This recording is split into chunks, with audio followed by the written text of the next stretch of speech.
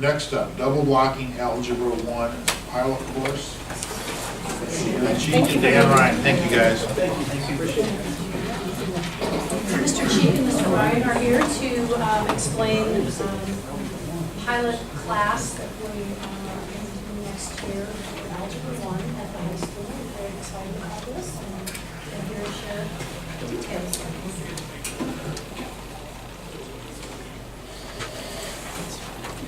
As we pull this up and try to be connected, we are basically looking at trying to fill a need at the high school in terms of getting more students ready for Algebra 1.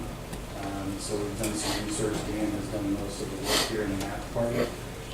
We have an opportunity next year to kind of summarize. We have an opportunity next year where we're going to pilot a group of kids and move them into a double block scenario for Algebra 1. So try to provide them some support and try to get them Algebra 1 ready, essentially. What I like about the proposal is it's a little bit different than what you're seeing in other districts that are double blocking algebra. Different from a sense of starting off with that extra time, that double blocking, and then as time progresses, try and, for lack of a better word, wean the time down to where it would be a normal 46-minute period. So a little different approach, and excited to see what kind of results we'll have. So, again, I give Dan the math department all the credit for this. So. Okay, we're going to launch in. Feel free to interject with any questions you might have. Just interrupt me. And thanks in advance for your time. Just to give you a little background, when kids come into the high school, there are two pathways that are probably below grade level pathways designed for their learning. One, they come in at pre-algebra and go through Algebra 1A and 1B through their junior year. The other one, they start in 1A, 1B, geometry as a junior. Just to give you some context so we can frame this conversation, over the last 10 years, about 30% of our incoming freshmen have entered the high school in one of those two pathways. In the last, by the way, those years below there are their graduating class, so this isn't the future.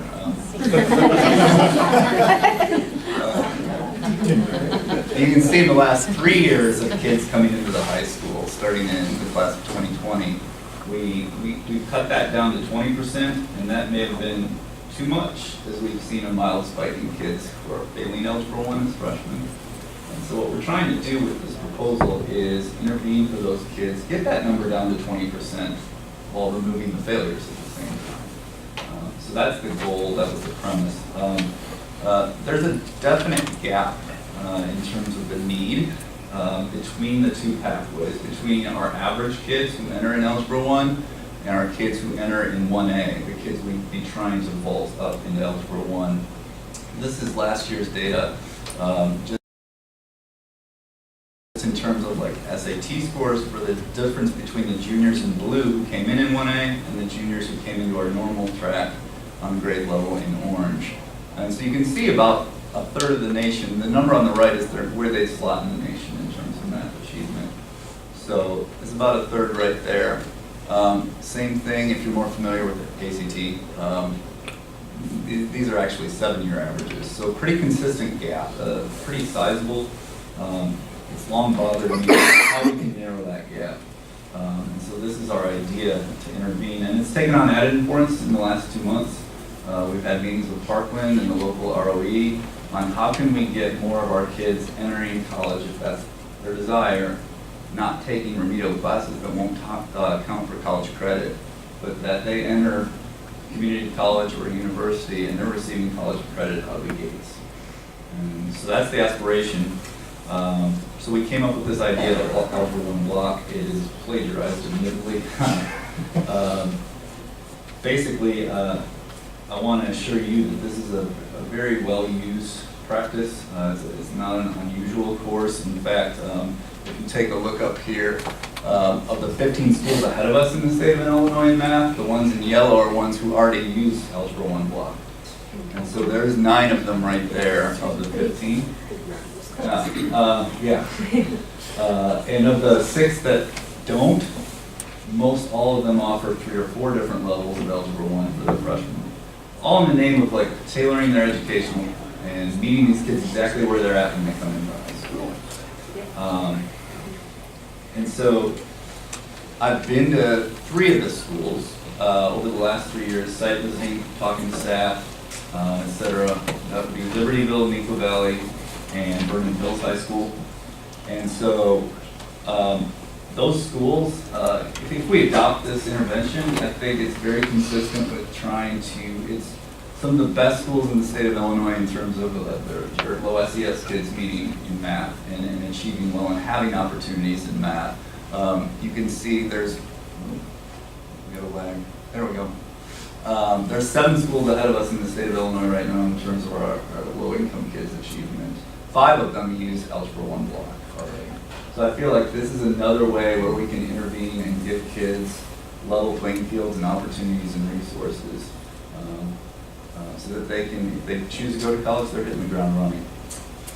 How can we do this? Like Shannon alluded to, this will be a little different than the Collier County plan that a lot of these schools employ.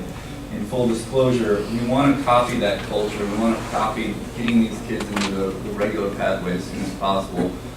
But almost, I think every one of those schools, they do one of 2 things. They either double block their kids all the way through high school, or they offer alternative versions of Algebra 1 geometry and Algebra 2. So they're taking versions that may not have all the content that are regular pathway. Our intent's a little different. We're going to try and create an intensive environment where these kids will have that double block support as freshmen, but they're going straight into regular geometry and regular Algebra 2 as sophomores and juniors. So this would look a little different than their plan. Any questions so far? Yeah, why would you not want to continue the double block all the way through? Just scheduling, is it, you don't think it's necessary? In terms of if it's necessary, not sure yet, to be honest. However, with, there's some staffing that goes along with that, plus there's some, from my standpoint, some, it can, I think, impact choice as well. I guess, piggyback on Cheryl, where would the extra class as a freshman, where would that come from? Study hall or? Yeah, so I'll skip a little ahead to Okay, I'm sorry.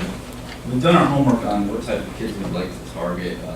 We looked at the incoming matrix data from the 8th graders, identified about 13 kids that we thought, all right, this might be a good fit. Then last week we met with the junior high teachers and got their take on, well, what are these kids like? What's their character? What are their intangibles? What are their issues? Or like, what types of things would we have to overcome? Are they good candidates for this? So we've come up with a list of 15 kids. Of the 15, 10 would have a study hall, so it would just usurp the place of the study hall. To answer your question, the other 5 would have decisions to make. To be frank with you, they'd have to decide: do I want to do this, or do I want to keep my schedule as it is and stay in Algebra 1? I have a question. Yeah. And I feel like I should let you finish. So like, what if you do this, and I'll call this kind of like a response to intervention, and it's successful? Like, did you answer this already, CDR? But like, could they move along then, you know, at the rate then? Like, they got through this, and then they would just expedite the process then? I'm not sure what you're asking. Well, like, say they were very successful. I mean, is this meant to be a 1-year-long class? Or what if they had a really great success that first semester? Would they stay that way, or could they possibly join up with the regular algebra class? No. Oh, I see what you're saying. Yeah. We probably keep them in there that first year, and then funnel them in. I'll skip ahead to this. This was our tentative blueprint right now. It's not so much a double block as it is a block and a half. And this is to do 2 things. Number 1, meet any cognitive issues they have and catch them up to grade level. But also number 2, transition them into an environment where math's no longer 85 minutes. It's now 46 minutes. And so that's been a struggle for some of our kids, especially at this level.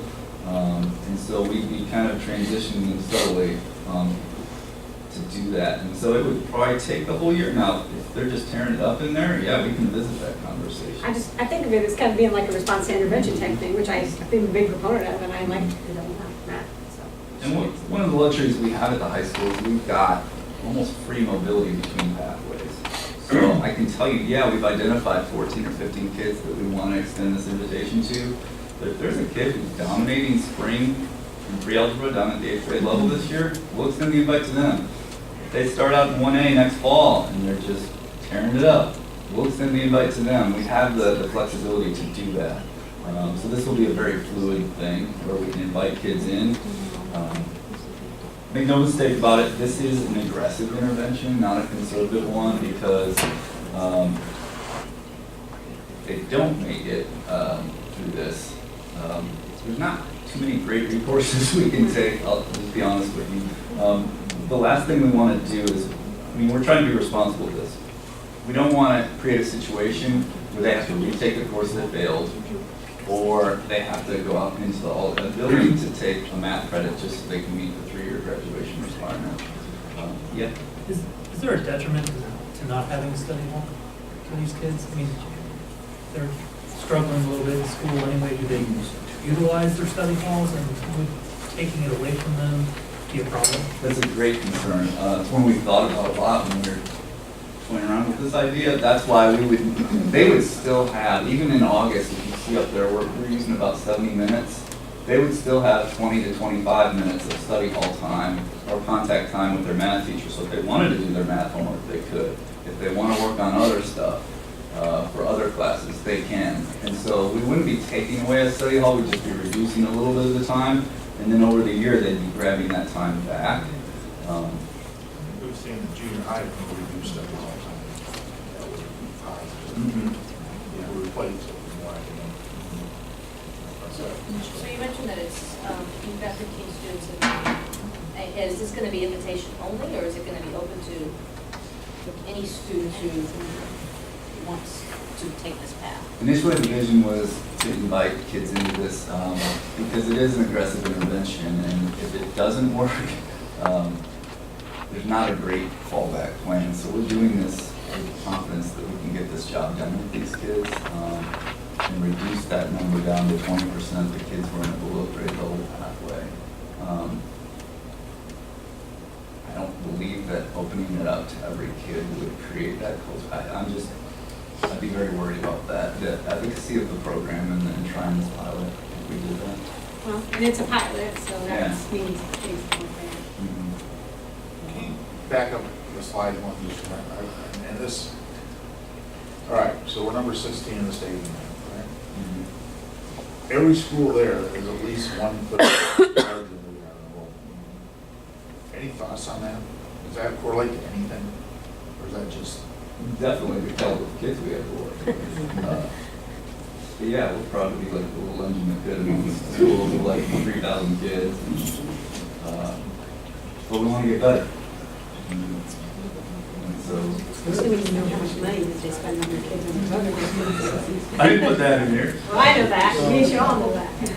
And I would guess that with those being smaller, I mean, you know, Steve's 4,000 kids, they've just got more to spread around. I mean, it's just, you know, them hiring one teacher is a lot different than us hiring. For sure. That's a big deal for us. It's around here.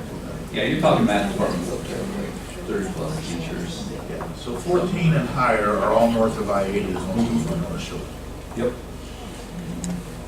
Has there been any talk about trying to implement this as a summer school curriculum?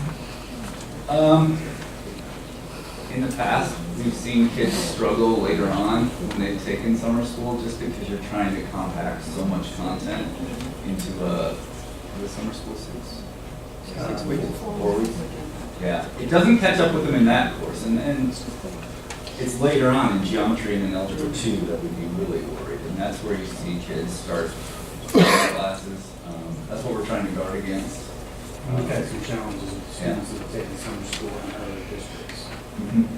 and that's where we're seeing some of those issues and concerns.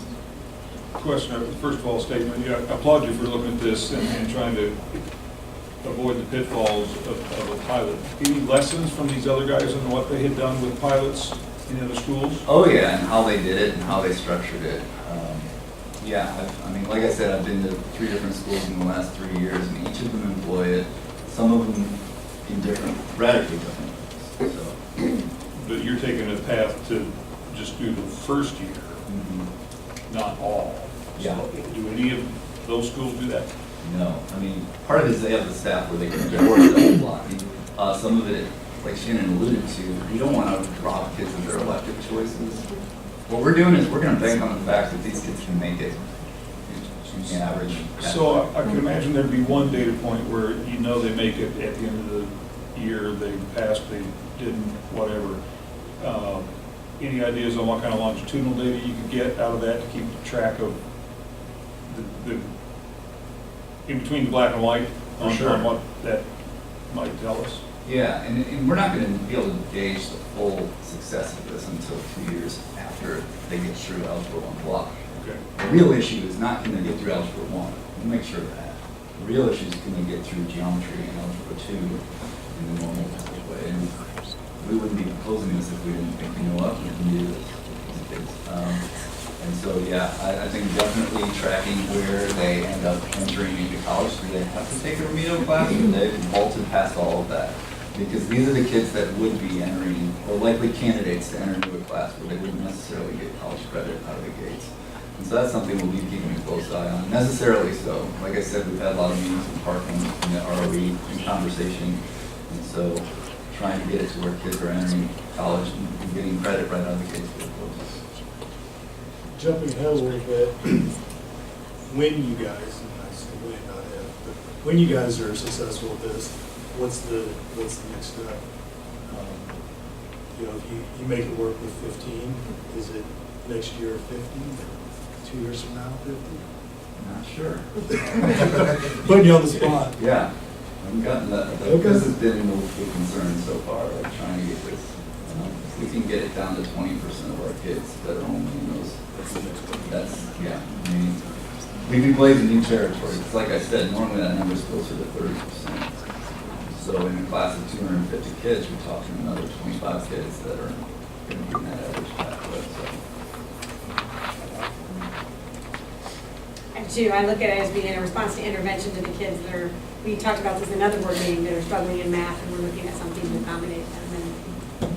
Has anyone approached the kids about it? Are they excited about doing it? Not yet. So far, it's been research and development so far.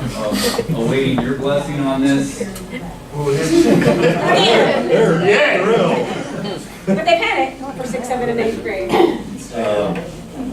Yeah, A, they're used to it, and B, it would be a full 2 periods. We've even toyed around with the idea of splitting the periods up, because I know when I was in grad school, it was sometimes challenging to sit in the classroom for 2 hours in a row, especially if it's not a subject you've had a deep thing of success on over the years. And so we toyed around with splitting those hours up. In the 3rd hour they come in, and then the 6th hour they come back, and we get the ground running then. To this point, like I said, it's all been research and development. We have your blessing, and after the break, we come back and meet with the parents and the students, and extend the invite to them, and see what their thoughts are, and ultimately it's their decision whether they want to do this or choose other avenues. I appreciate you guys. That's great. This is better. Do you know how long, and this is a junior highest question, but it affects math, how long have they done double block math in the junior high? 5? I was guessing 5, but that's 5 or 6, yeah. searching back in my memory. Not as long as we've done language arts. No. That math happened.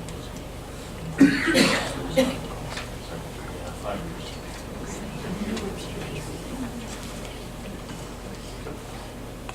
Thank you, Joan. Appreciate you being here. Thank you. Thanks, guys. We're excited about being hired in 15 or 16.